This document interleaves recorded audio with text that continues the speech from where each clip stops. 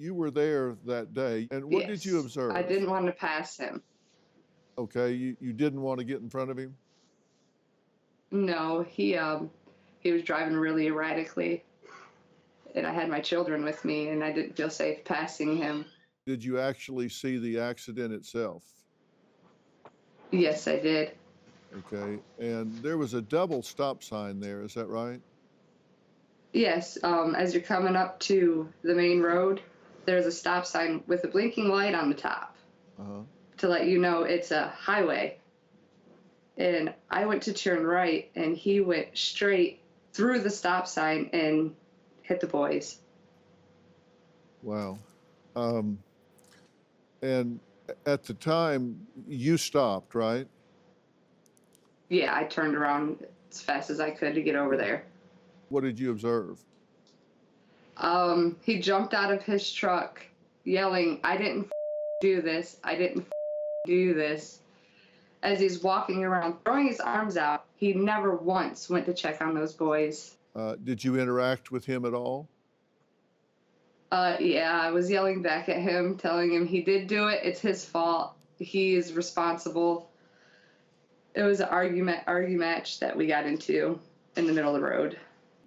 You couldn't talk to him then. Tony is here now. Tony, introduce yourself to Ciara. Hi, I'm Tony. I hear you Hi, were Tony. there. It's great to see you. It's good to meet you. Yes. Wow. You're doing fantastic. Thank you.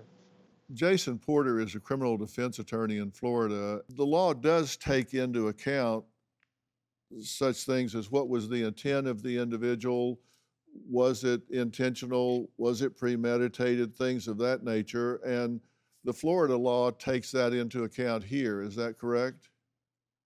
It does. This was not at any point charged as a criminal infraction.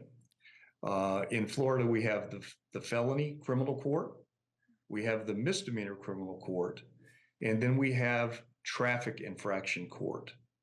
And so each of those three courts has its own speedy trial rule.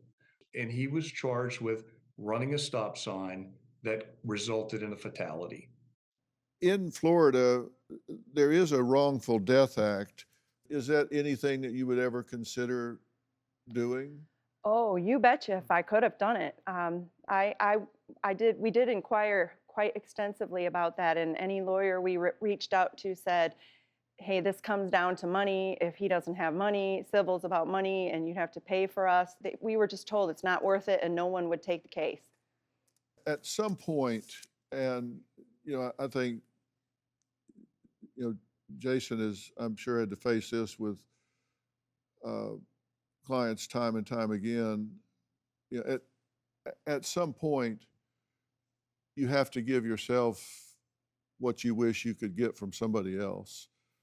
You have to ask yourself, unless you are a stone cold psychopath, you're not going to be involved in the death of someone else and that not change who you are. Mm-hmm. You don't really know where this young man is. I have no doubt that his attorneys told him, you might want to go over there and apologize, but we have to advise against that, right now, because from a legal standpoint, it would be tantamount to malpractice to let him go over and do that, because he's admitting liability and culpability. And if you did bring a civil suit, then that could be a problem for him. But you don't really know where he is. But unless you're a complete psychopath and have no capacity for remorse, this may well be haunting him. It may well haunt him for the rest of his life. You don't know. And you may have to decide, look, I can spend all of my energy focused on anger towards him. And, that's kind of like drinking poison and hoping somebody else dies. Do you have a story or a question for me? Click the link in the description and tell me what in the world is going on.